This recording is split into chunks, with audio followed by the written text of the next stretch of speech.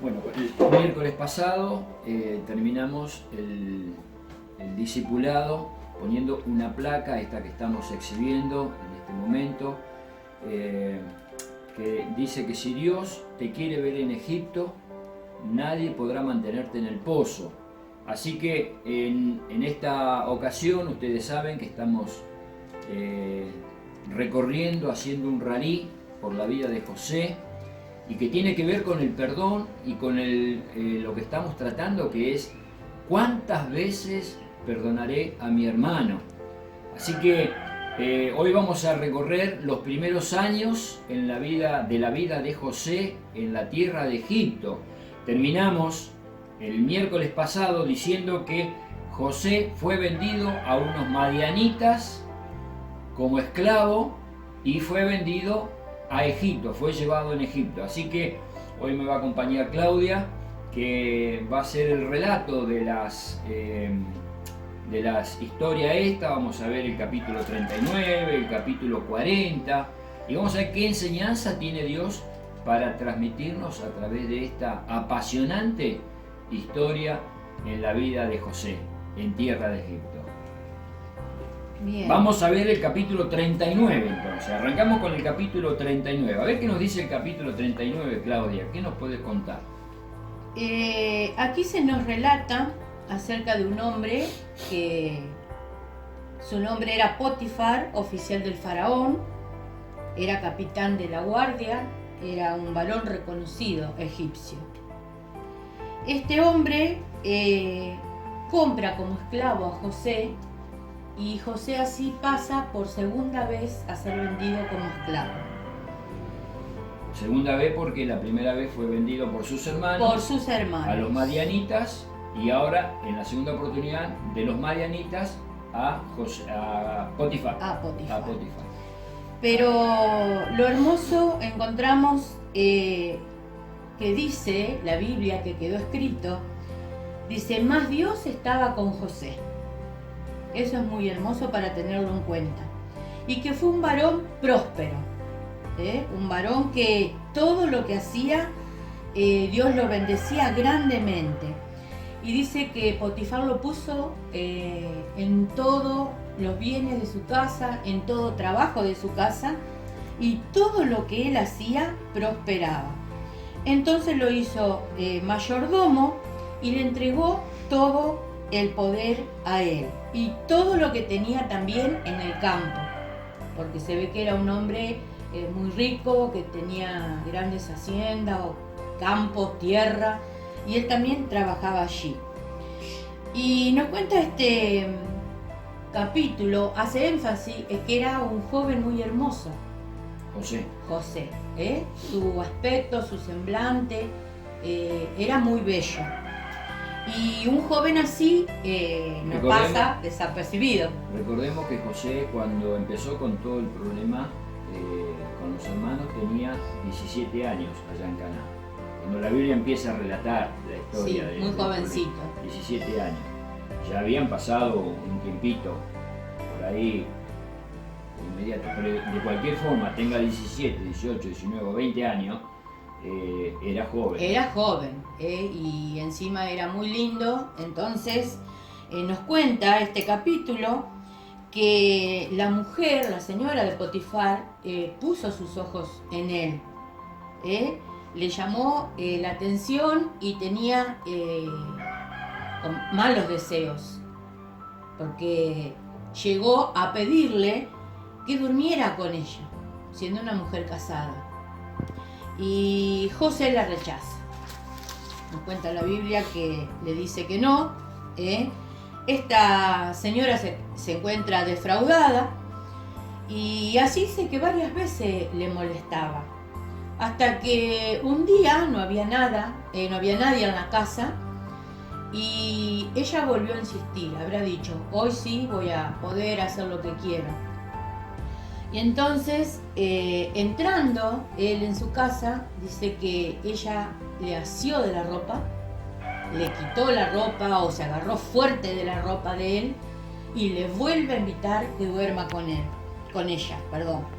Y vemos nuevamente la respuesta de este joven cuando le dice no, que él no iba a hacer eso, que todas las cosas de la casa de Potifar le habían sido permitidas, pero menos su mujer.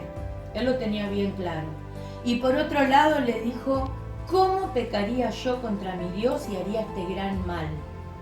Entonces dice que en ese momento huyó, y esta señora queda con parte de su ropa, tal vez una túnica, una capa, y en el enojo tan grande de ella, enseguida él pensó, con esto me voy a vengar. Y dice que cuando vino su esposo, lloraba, daba gritos y le contó que José quiso abusar de ella. Una gran mentira, por supuesto. Pero vemos la fidelidad de José, que no le importó y salió corriendo. Este hombre, Potifar, se enoja mucho. Vemos la fidelidad de José. Sí.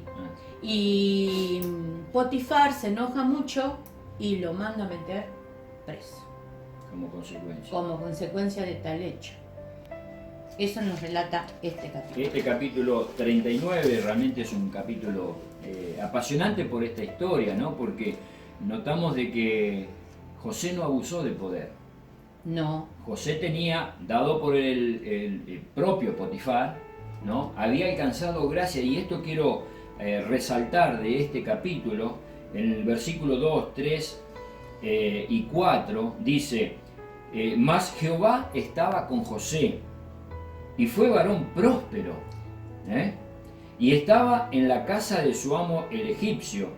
Escuchen, y vio su amo que Jehová estaba con él. Vio su amo que Jehová estaba con él. Qué interesante esto, que los egipcios no conocían a Jehová. No, por supuesto que no. Sin embargo, dice que Potifar vio que Jehová estaba con él. Me lleva a pensar esto, algo muy interesante, Claudia, porque ¿qué quiere decir? Que José le había hablado a Potifar de Jehová. Y si no... No lo dice la Biblia, ¿eh? Claro, no lo dice, pero podemos pensar que el actuar, la vida de José, hablaba de una persona diferente. Está bien, pero puede haber sido, supongamos, que Potifar vio una persona excelente en José. Y era una persona excelente nada más. Pero ¿cómo engancha el ingrediente de que Potifar vio que Jehová estaba con José? Interesante. Quiere decir que más allá del comportamiento ejemplar de José en la casa de Potifar como mayordomo de todo lo que tenía, no solo de la casa, sino también del campo, dijiste, ¿no?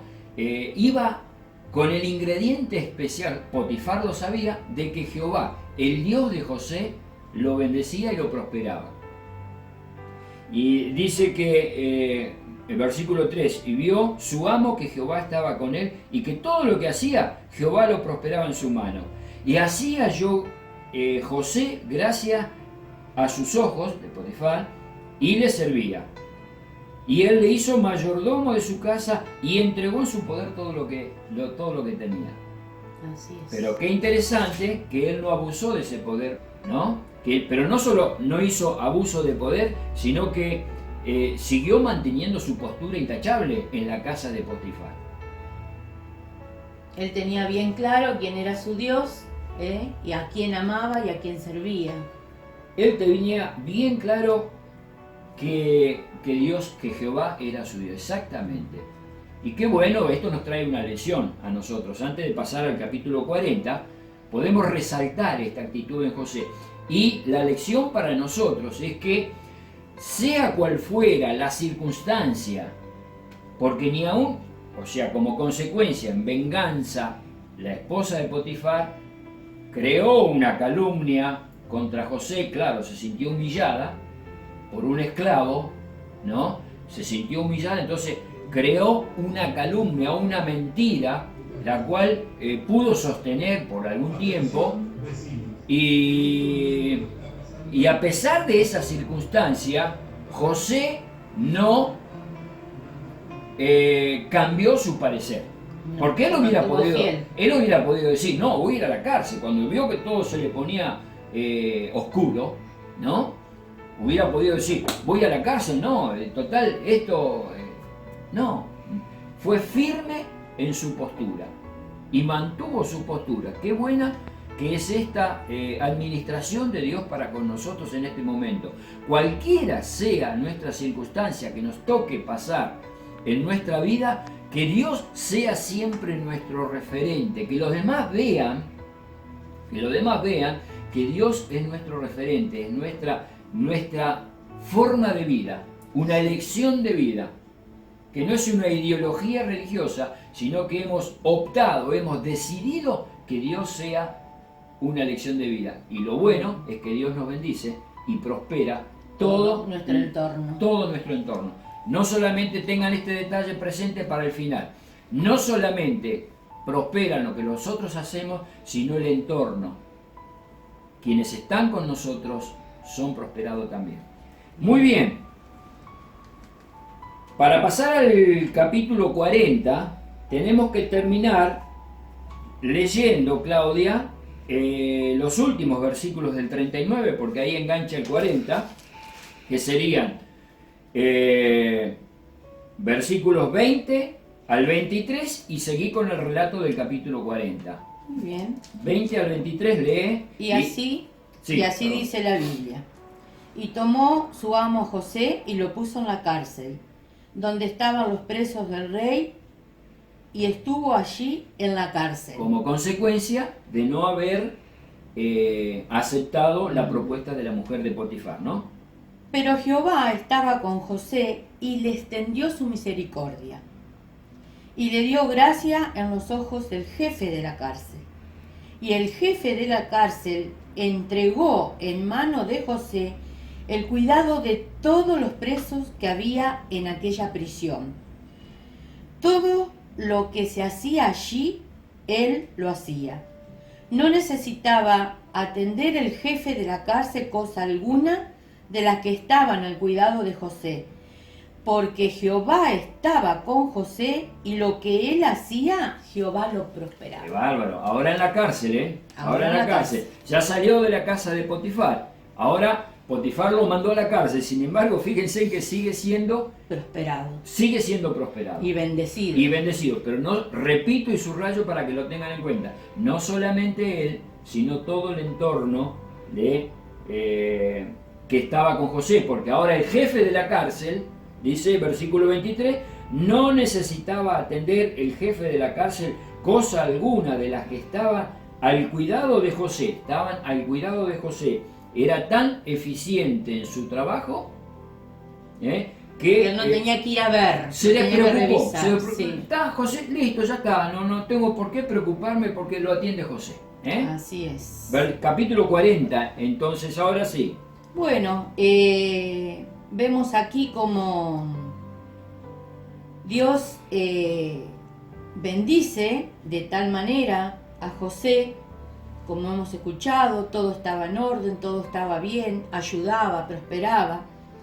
Pero dice que había dos personas allí, dos presos, que habían soñado cosas raras, ¿no? Y nos explica bien. ¿Pero eran presos comunes o presos que habían tenido antecedentes?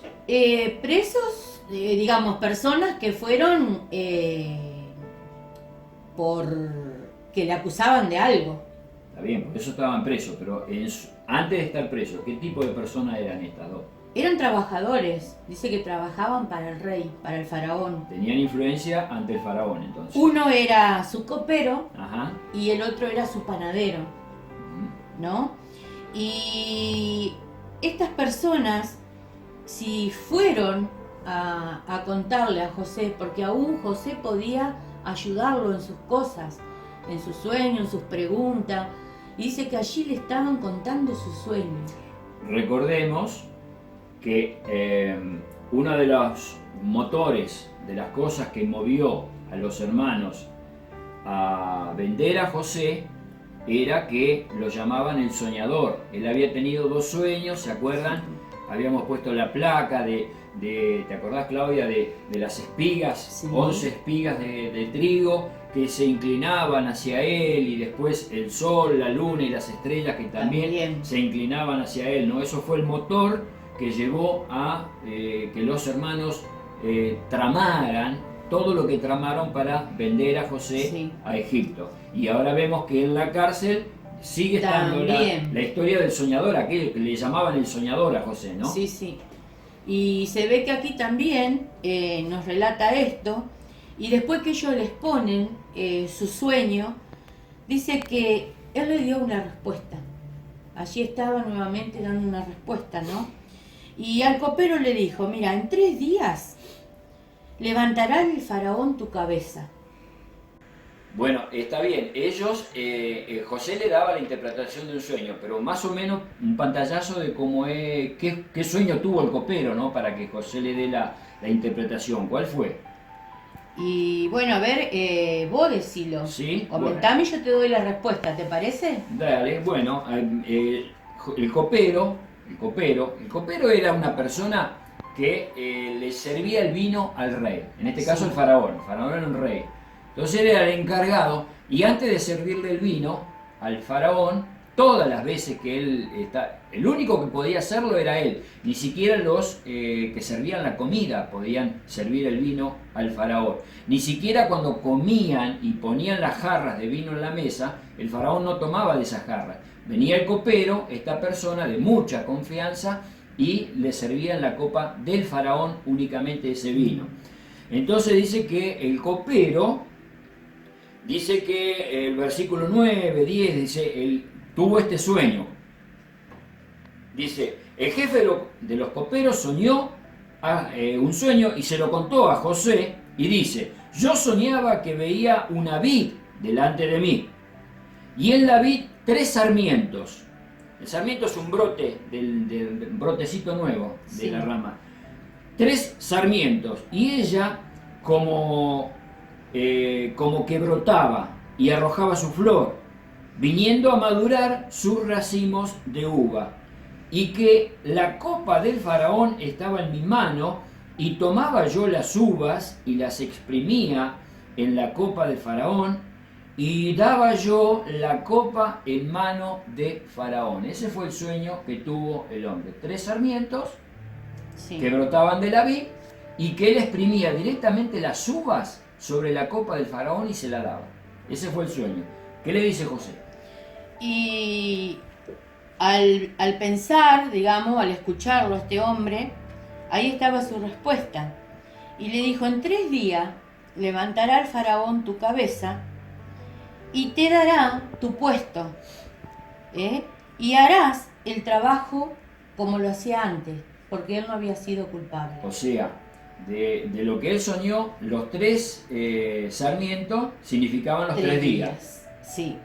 Y allí iba a ser puesto de vuelta a su trabajo, iba a salir de la cárcel y iba a seguir sirviendo. Y eso que soñó, que él sacaba el jugo de la uva directamente sobre la copa del faraón y se lo daba, significaba que él iba a volver a hacer el trabajo que tenía antes, ser el copero del rey. Sí.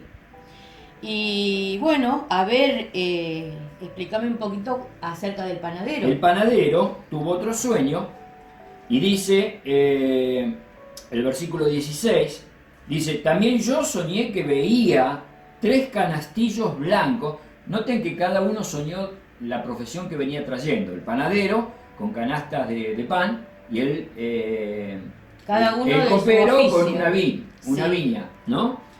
Entonces yo soñé que veía 3 canastillos blancos sobre mi cabeza. En el canastillo más alto, también soñó que había 3 canastillos, ¿no? En el canastillo más alto había de toda clase de manjares de pastelerías para faraón, y las aves las comían del canastillo de sobre mi cabeza. Ese fue el sueño que tenía el panadero. Allí estaba este muchacho escuchando atentamente lo que este panadero le estaba contando acerca de su sueño, y le dijo que al cabo de 3 días quitará, fíjate la diferencia ahora, quitará faraón tu cabeza. Quitará tu cabeza de ti y te hará colgar en la horca, porque este sí había sido culpable. Qué importante, pensando en los dos sueños, y dijimos el miércoles pasado, el pasaje de Hebreos, capítulo 12, capítulo 11, Hebreos capítulo 1, dice: Dios, habiendo hablado muchas veces y de muchas maneras en otro tiempo a los padres por los profetas. Esto que pasaba en la historia de José con el tema de los sueños era que Dios estaba utilizándolo a José por profeta sobre cosas que habían de venir. Entonces, en la tierra de Canaán, José soñó 2 sueños de cosas que iban a suceder, es profecía. En la cárcel, José interpreta 2 sueños que tuvieron 2 personas distintas sobre cosas no que estaban pasando, sino cosas que iban a pasar. Dentro de 3 días te va a pasar esto, le dijo al copero y le dijo al panadero. Los 2 habían sido puestos en la cárcel por delitos que habían cometido. En el caso del copero, el delito que había cometido era una probable sospecha, ¿no?, de que el vino que le estaba sirviendo el faraón no era bueno. Entonces, ustedes saben que la historia marca en muchas ocasiones de que los reyes eran envenenados con vino, ¿no? No lo marca la Biblia puntualmente, sino en la historia de muchos reyes pasó eso, que el rey era envenenado con vino. Entonces el que caía la responsabilidad directa, puntual, cuando un rey moría por envenenamiento, era el copero, ¿no?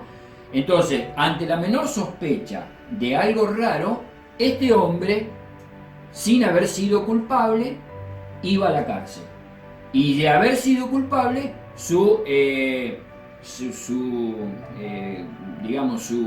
tenía que pagar. Claro, es como decir, le esperaba la horca, le esperaba la muerte. La sentencia final era la muerte. En el caso del panadero, también hay no sabemos, no lo marca la Biblia, cuál es el delito que cometió para ir a la cárcel, pero también este hombre es restituido, probablemente dentro de 3 días le dice: vas a estar delante del faraón, pero el faraón no te va a restituir la panadería, el faraón te va a colgar, te va a matar, porque era la sentencia, ¿no? Ante un delito, ante el rey, era la sentencia que tenía que pagar el reo, en este caso, ¿no? El caso del copero iba a ser restituido a su lugar.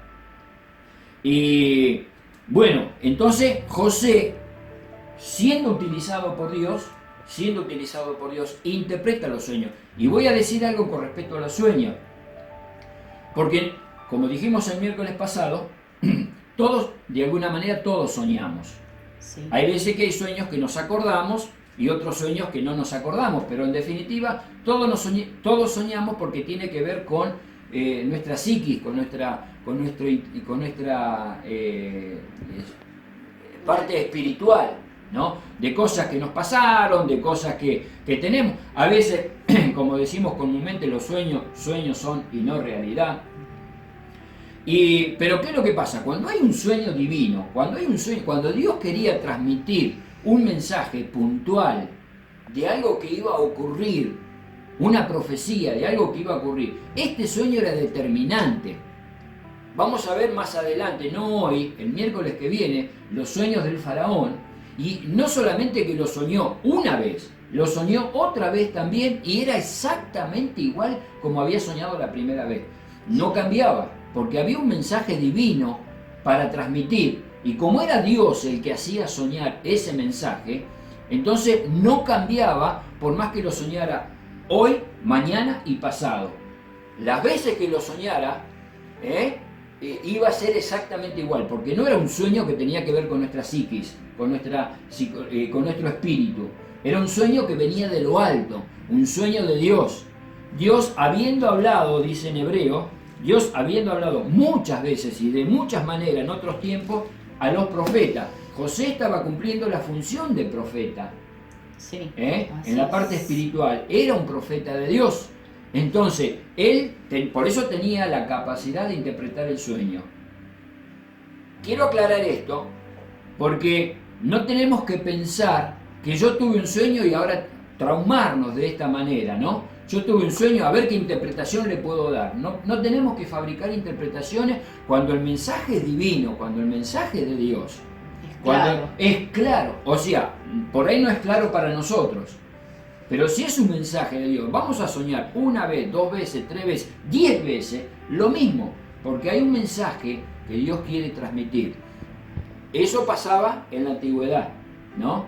Los profetas, en el caso de José, interpretaban ese sueño, ¿no? Y por eso pasó así, pero no es una doctrina ahora que abrimos a decir todos los sueños que ustedes sueñan tienen alguna interpretación espiritual, no, nada que ver, nada que ver. Tienen que ser algo puntual. Esto era algo por ahí. puntual, esto era algo que Dios quería decirle al copero y quería decirle al panadero y quería decirle a los hermanos de José, miren, hay este sueño, ustedes va a llegar el día que van a doblegarse ante la espiga de José que se iba a sobresalir de sus hermanos, ¿no? Entonces, esto es lo que pasaba, Claudia, con este sueño. ¿Y se cumplió? Sí. Se cumplió. Totalmente. Totalmente. El copero estaba allí sirviendo y el panadero tuvo que morir. El panadero murió. Y así como vio en su sueño que las aves comían de su canasta que estaba sobre la cabeza, también él quedó colgado, porque esa era otra, que lo colgaban y lo exhibían públicamente por varios días, ¿no? Entonces era como que venían los cuervos y empezaban a comer su carne, ¿no? Esa era una forma. Era una forma horrorosa, una forma fea de morir, pero bueno, era como para decirle a los demás, miren, al faraón en este caso no le pueden fallar porque les puede llegar a pasar esto. Era macabro, pero era así, era la ley. ¿Y qué pasó con el copero? Y el copero habrá estado feliz de su vida, sirviendo a su rey, a su faraón, volvía a hacer su trabajo y yo creo que se habrá gozado de su servicio. Ahora, en el versículo 14... en el 40:14, José, cuando le da la interpretación del sueño, Claudia, ¿qué le dice José al copero? ¿Qué le encarga? ¿Qué le pide? Porque hay algo que le pide, ¿no? ¿Te va a pasar esto? ¿Vas a ser restituido? Pero hay algo que le encarga. Versículo 14. Sí. José le dice, acuérdate pues de mí cuando tengas ese bien, y te ruego que uses conmigo de misericordia, y hagas mención de mí a Faraón, y que me saque de esta casa. Un pedido muy puntual, ¿eh? Fue un pedido muy puntual. Acuérdate de mí, le pidió. Bueno, yo te interpreté este sueño, ¿no? Te ayudé. Te ayudé, usá para mí misericordia. Y en algún momento, porque este hombre era de muchísima confianza para el rey, cuando este hombre venía y le daba la copa de vino al rey, el rey la podía tomar tranquilamente, ciegamente. Sí. Porque sabía que si él se la dio, no había nada, era una confianza absoluta que tenía el rey con el copero, ¿no? Entonces él tenía de alguna manera acceso en algún momento, por la confianza que el rey le tenía, para decirle algo. Entonces José le dice, acordate, en algún momento acordate, sí. Acordate de mí cuando estés delante del rey. Y el versículo 15, ¿qué dice, Claudia? Porque fui hurtado de la tierra de los hebreos, y tampoco he hecho aquí porque me pusiesen en la cárcel. Dos cosas, que José defiende su inocencia. Dice, fui hurtado de la tierra de los hebreos. Por eso llegó como esclavo a Egipto. Fui hurtado de la tierra de los hebreos. Y tampoco, por el hecho de estar en la cárcel, tampoco aquí. En Egipto, claro, tampoco hizo mal como para merecer la cárcel. Estaba en la cárcel capítulo 39, por un invento que hizo la mujer de de Potifar. Entonces no había manera, y José por eso le pide, cuando estés delante del faraón, acordate de mí, usá de misericordia, porque soy inocente. Claro, es verdad que todos los que van a la cárcel piensan que son inocentes, todos defienden su inocencia, sí. Aunque sean culpables, todos defienden su inocencia, pero realmente era así en la vida de José. Y dice, acuérdate de mí cuando tengas ese bien, cuando iba a ser restituido, que fue inmediatamente. ¿A cuántos días después? 3 días. A 3 días el copero fue restituido en su oficio anterior. 3 días. ¿Y qué dice el capítulo 41, el versículo 1? Bueno, aquí leemos, aconteció que pasado 2 años tuvo Faraón un sueño. Pasado 2 años, dice, tuvo Faraón un sueño.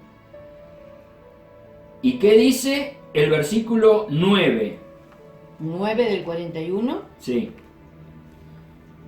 Entonces el jefe de los coperos habló a Faraón diciendo, me acuerdo hoy de mis faltas. Y el versículo 12.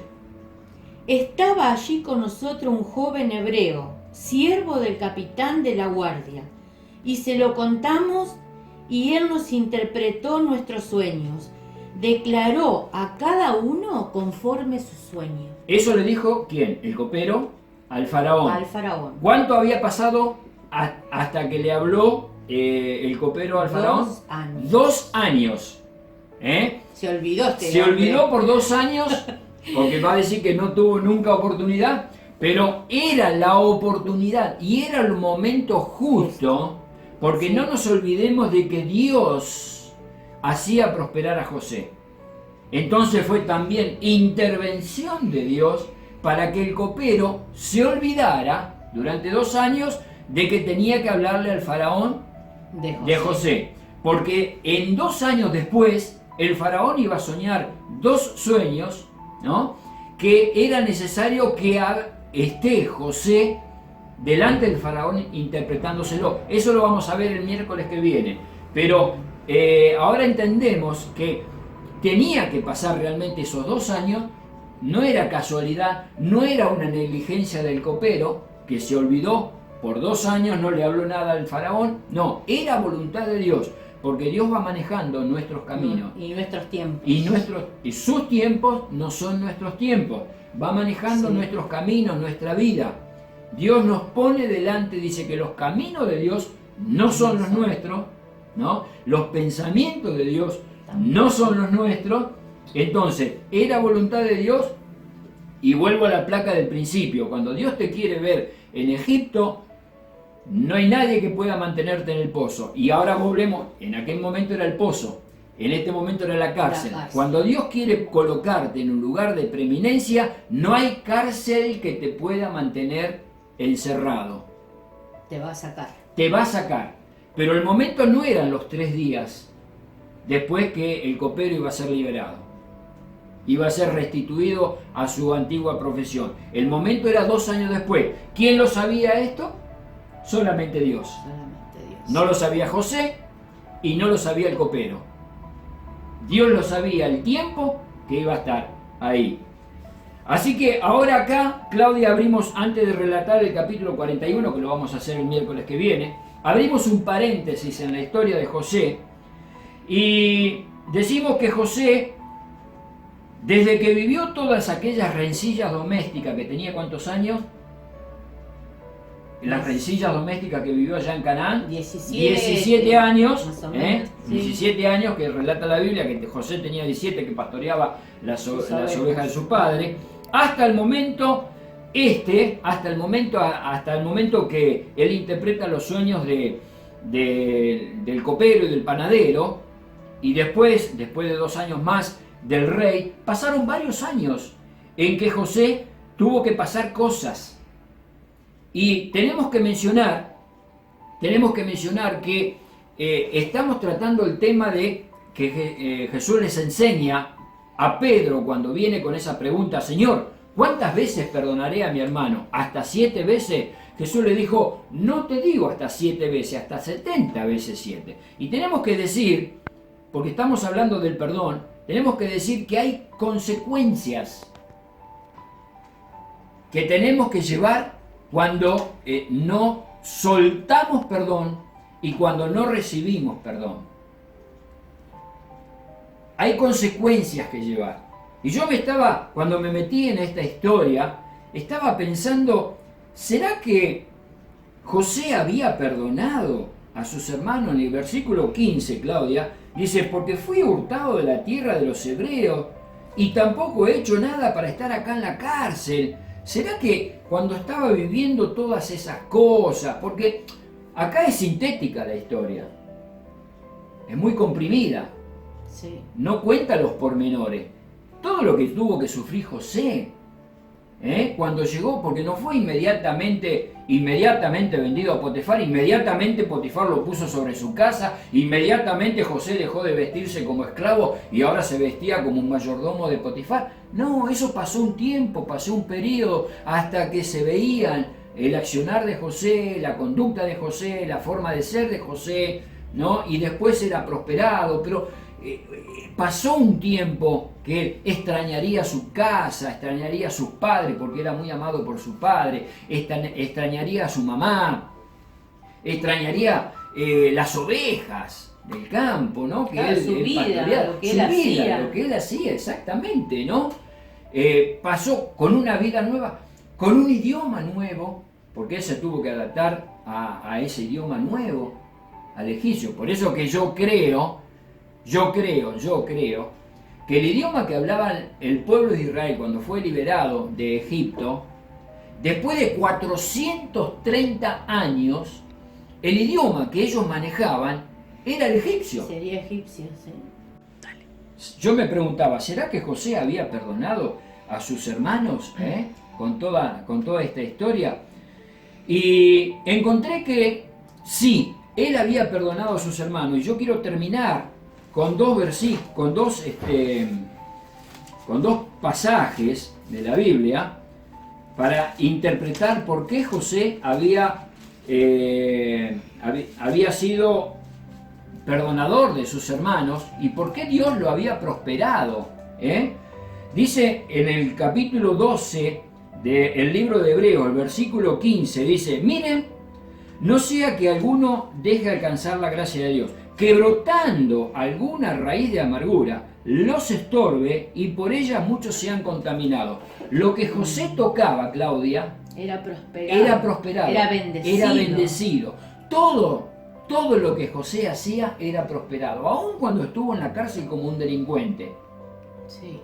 Ahí podemos ver que Dios realmente estaba con él y que él estaría bien en su corazón, en su mente. Exacto, y dice que los demás reconocían que Jehová estaba con él. Sí.